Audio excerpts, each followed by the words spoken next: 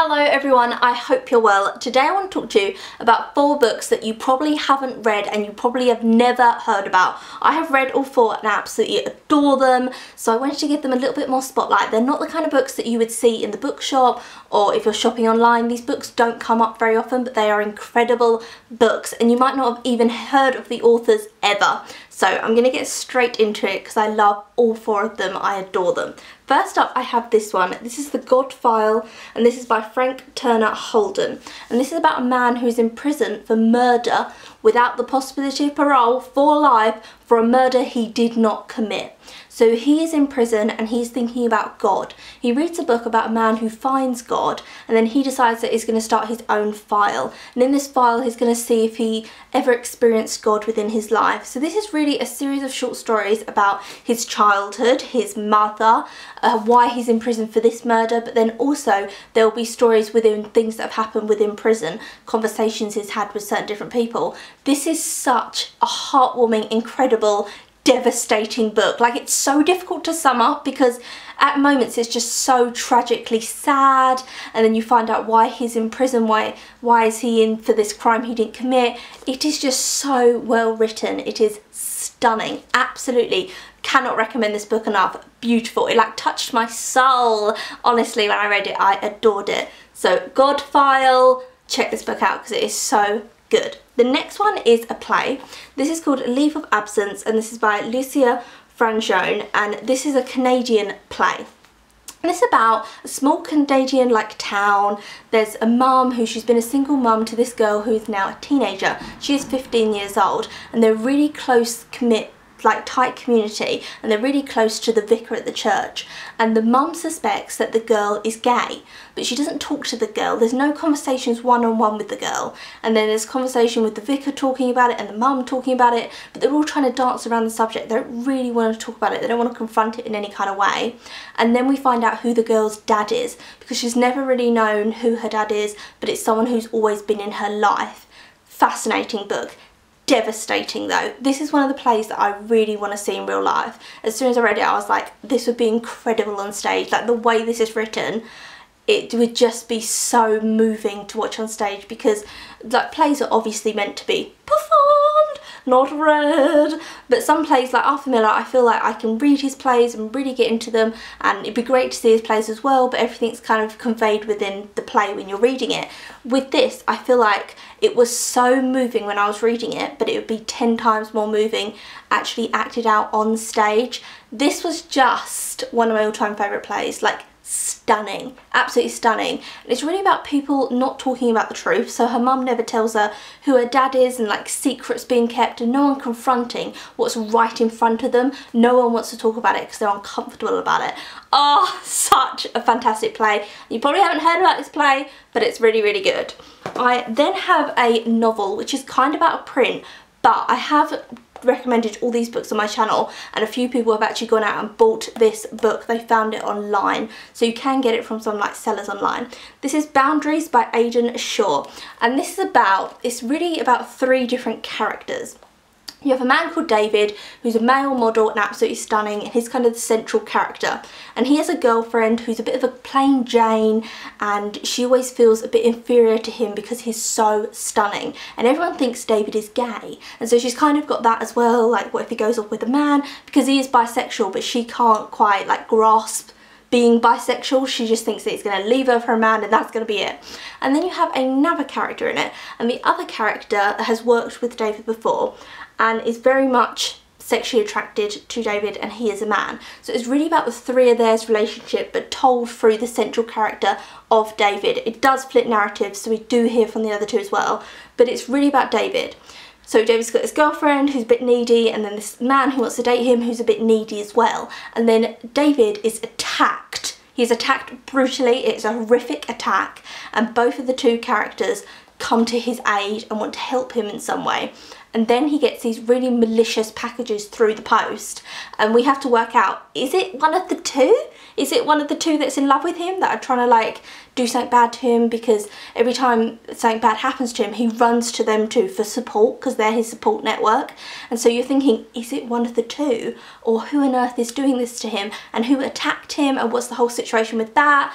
This is really graphic, let me say that first.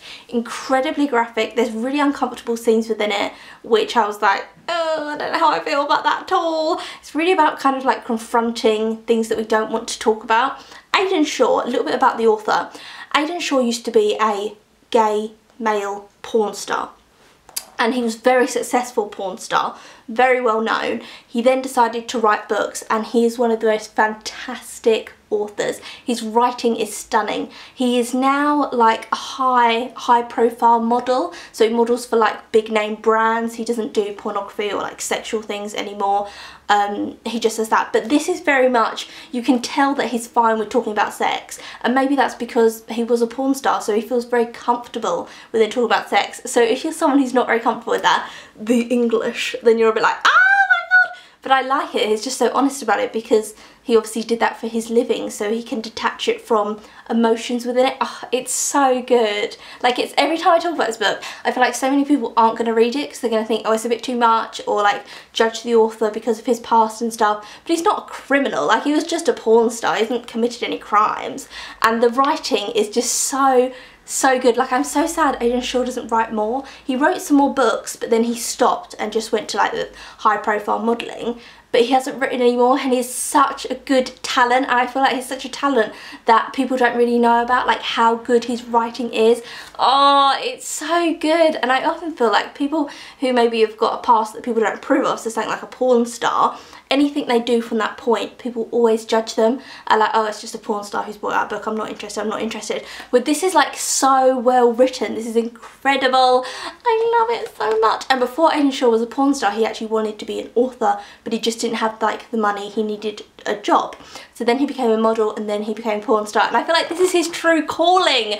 It's so good. Read it. I love it. I really want him to write loads more books, to be honest with you, because his writing is gorgeous. And then the last book is a book that I read earlier this year, so you've heard me talk about it recently, and I just keep thinking about it all the time. And this is Often I Am Happy. This is by Jens Christian Grøndahl, originally published in Danish, and it's about a woman who's just telling you about her life, and she's recalling everything that's happened. And she had this mad life. She lived with her mum, and she didn't know who her dad was, and then her big tragedy within life was that her husband and her best friend were killed in a skiing accident. Basically, she went skiing with her and her husband, and then her best friend Anna and Anna's husband. All four of them were really great friends. They all went off skiing together, and then our main character's husband and Anna, her best friend, went off together, and something happened and they both died.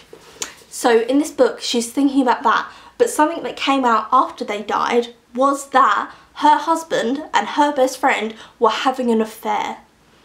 So this book is really talking about, I was devastated when the two of you died, and then found out you two were having an affair, and that's why you went off by yourselves on that mountain, and you ended up dying, and you didn't know you were going to die. It was a terrible accident, but you went off by yourselves because you were betraying me. You were having this affair, and this book is just so good. So then she kind of stepped in as mother for her best friend who had died, and she ended up dating her best friend's husband, and they had a really long relationship together up until that man died. So she fell in love with him, and it was really a connection through their grief. So they've both been betrayed, they both lost the person that they loved, and they kind of only had each other, and then realised that they had a lot in common, and that their partners actually had a lot in common, and that's probably why they had an affair, because their partners were very outgoing, flamboyant, life and soul of the party people. So that's why they must have got along. And the people who are left are the shy, retiring ones. So they're the ones that kind of should have been together, but they still love their partners. It's so complex, and it is so well written. It is just gorgeous, absolutely gorgeous. And so she takes us up to present day, and in present day, the two boys who were her best friend's boys, who she kind of helped raise, they are now adults, and they have their own children. And she's talking about the role of a stepmother when that child is no longer a child. So she's saying, I don't have any blood relation to these boys. These boys needed me when they were little because their mum had died and I'm their mum's best friend, so they'd always had me in their life. And then I dated their dad and I became very connected to that family. And now that their dad has died and they are adults and they have their own lives, where is the stepmother role there? She's kind of saying, I don't know if it's still there or if it's gone. It's so many good portraits of life, and I've honestly just kept thinking about this book like throughout the year. Just at points I'll think about how well written it was and how good it is, and I love that. I'll stop talking about it in a minute, but there's one line in it where she says she could never forgive her husband for having the affair, but she could forgive her best friend. And she said, the reason I can forgive my best friend Anna for having this affair is because I loved Anna more. And not in a sexual way, it's just that they were friends before she was ever married, and the bond of friendship between two women is actually stronger than like a marriage. And I can 100% like feel that as well. Like, friendship can be so much stronger than romantic relationship, but no one really talks about that. And this book really goes into that. Oh, read it! Like, you'll love it. You'll absolutely love it. Stunning. Gorgeous. So, those are 4 books that I'm sure you haven't heard of the authors or read. If you'd like me to do another video like this, then I can do, because I get all my books from charity shops, and often in charity shops you find books that are more niche that you don't see in the bookstore. So let me know if you'd like me to do another video. Let me know if you have heard of any of these books, or maybe I've recommended them like over the last few years and you've gone out and read them. Tell me what you think of them. And that is it. I hope you've enjoyed this video. If you have, then subscribe, join the family if you haven't already, and I'll see you again soon for another video.